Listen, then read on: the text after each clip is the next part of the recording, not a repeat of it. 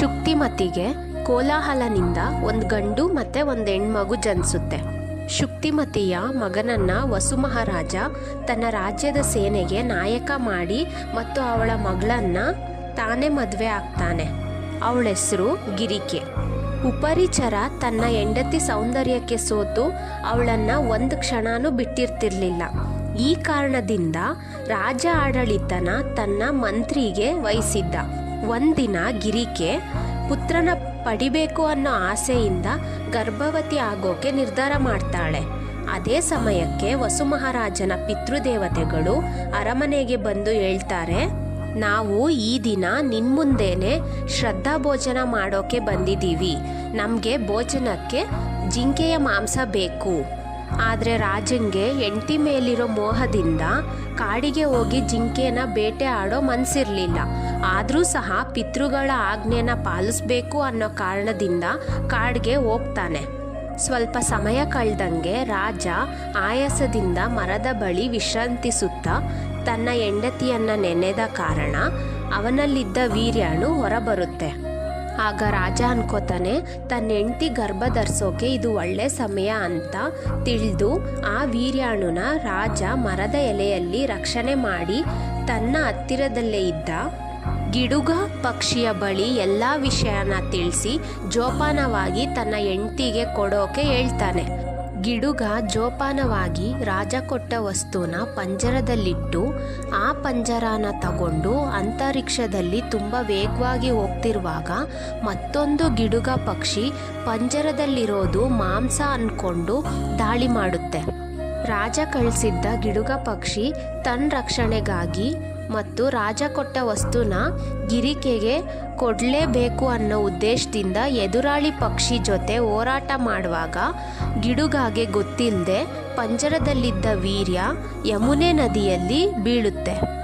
ಈ ಅವಕಾಶಕ್ಕೆ 100 ವರ್ಷಗಳಿಂದ ಒಂದು ಶಾಪಗ್ರಸ್ತ ಹೆಣ್ಣು ಮೀನಿನ ರೂಪದಲ್ಲಿ ಕಾಯ್ತಾ ಇರ್ತಾಳೆ. ಅವಳೇ ಅಪ್ಸರೆ. ಅಪ್ಸರೆ ತಕ್ಷಣ ಆ ವೀರ್ಯಾಣುನ ಖುಷಿಯಿಂದ ಸ್ವೀಕಾರ ಮಾಡಿ ಗರ್ಭವತಿ ಆಗ್ತಾಳೆ. 9 ತಿಂಗಳು ಮುಗಿಯೋ ಸಮಯಕ್ಕೆ ಮೀನಿನ ರೂಪದಲ್ಲಿರೋ ಅಪ್ಸರೆ ಒಂದಿನ ಮೀನುಗಾರನ ಬಲೆಗೆ ಸಿಗ್ತಾಳೆ. ಆ ಮೀನುಗಾರ ಮೀನಿನ ವಿಚಿತ್ರ ರೂಪ ನೋಡಿ ಆಶ್ಚರ್ಯದಿಂದ ತುಂಬ ಜೋಪಾನವಾಗಿ ಮೀನಿನ ಹೊಟ್ಟೆಯನ್ನು ಸೀಳಿ 2 ಮಕ್ಕಳನ್ನ ಹೊರಗಡೆ ತರ್ತಾನೆ. ಬ್ರಾಹ್ಮಣ ಕೊಟ್ಟ ಶಾಪದಿಂದ ಅಪ್ಸರೆ ಮೀನಿನ ರೂಪದಲ್ಲಿದ್ಲು.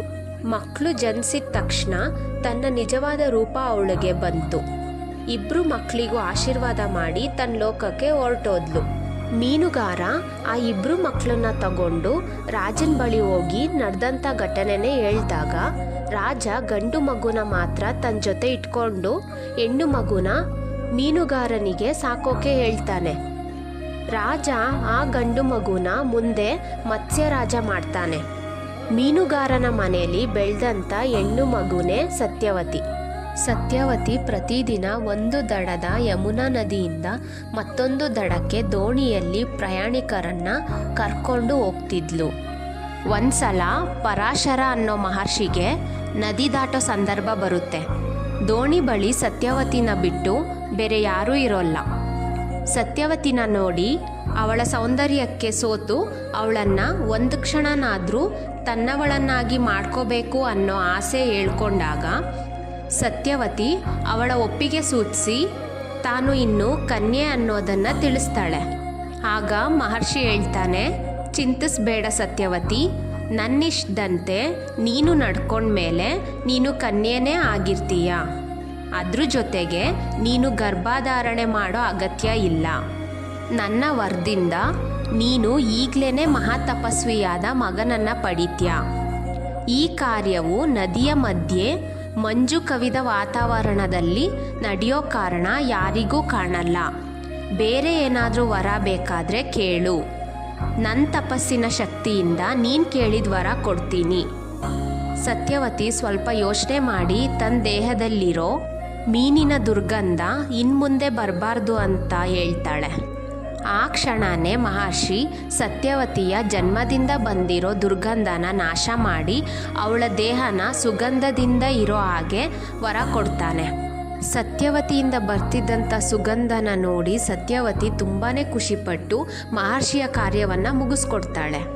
ಈ ಕಾರ್ಯ ಆದ ತಕ್ಷಣವೇ ಒಬ್ಬ ಬಾಲಕ ಸತ್ಯವತಿಯಿಂದ ಹುಟ್ಟಿ ತಾಯಿ ಸತ್ಯವತಿಗೆ ನಮಸ್ಕಾರ ಮಾಡಿ ತಪಸ್ ಮಾಡೋಕ್ಕೆ ಹೊರಡ್ತಾನೆ. ಹೊರಡೋಕ್ಕೂ ಮುಂಚೆ ತಾಯಿಗೆ ಹೇಳ್ತಾನೆ, ನೀನು ಯಾವ ಕ್ಷಣ ನನ್ನನ್ನು ನೆನೆಸ್ಕೊಳ್ತೀಯೋ ಆ ಕ್ಷಣನೇ ನಾನು ನಿನ್ನ ಕಣ್ಮುಂದೆ ಇರ್ತೀನಿ. ಈ ಮಗು ಯಮುನಾ ನದಿಯ ಮಧ್ಯದಲ್ಲಿ ಹುಟ್ಟಿದ್ರಿಂದ ಅವನ ಹೆಸರು ದ್ವೈಪಾಯನ. ಮುಂದೆ ಈತ ಲೋಕಪ್ರಸಿದ್ಧನಾದ ಮಹರ್ಷಿ ಶ್ರೀ ಕೃಷ್ಣ ದ್ವೈಪಾಯನನಾಗ್ತಾನೆ. ಈಗ ಮುಂದೆ ದುಷ್ಯಂತ ಮಹಾರಾಜನ ಬಗ್ಗೆ ತಿಳ್ಕೊಳ್ಳೋಣ.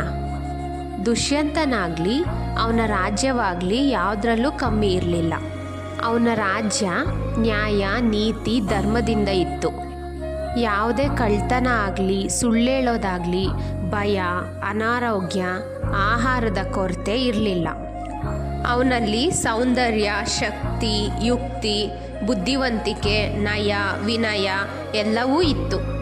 ಅವನು ಒಂದಿನ ಕಾಡಿನಲ್ಲಿ ಬೇಟೆಯಾಡ್ತಾ ಕಣ್ವ ಮಹರ್ಷಿಗಳ ಆಶ್ರಮ ಮತ್ತು ಸುತ್ತಮುತ್ತ ಇರೋ ಪ್ರದೇಶನ ನೋಡಿ ಸ್ವರ್ಗದ ಥರ ಇರೋದನ್ನು ಕಂಡು ತುಂಬ ಆಶ್ಚರ್ಯದಿಂದ ಕಣ್ವ ಮಹರ್ಷಿನ ಭೇಟಿ ಮಾಡೋಕ್ಕೆ ಬರ್ತಾನೆ.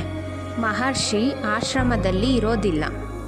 ದುಷ್ಯಂತ ಆಶ್ರಮದ ಹೊರಗಡೆ ನಿಂತು ಮಹರ್ಷಿನ ಕರೆದಾಗ ಒಂದು ಕನ್ಯೆ ಆಶ್ರಮದ ಒಳಗಡೆಯಿಂದ ಬಂದು ತನ್ನ ತಂದೆ ಕಣ್ವ ಮಹರ್ಷಿ ಹೊರಗಡೆ ಹೋಗಿರೋ ವಿಚಾರನ ಹೇಳಿದಾಗ ದುಷ್ಯಂತನಿಗೆ ಆಕೆ ಮಹರ್ಷಿಯ ಮಗಳು ಅನ್ನೋ ವಿಷಯನ ಒಪ್ಕೊಳ್ಳೋದಿಲ್ಲ.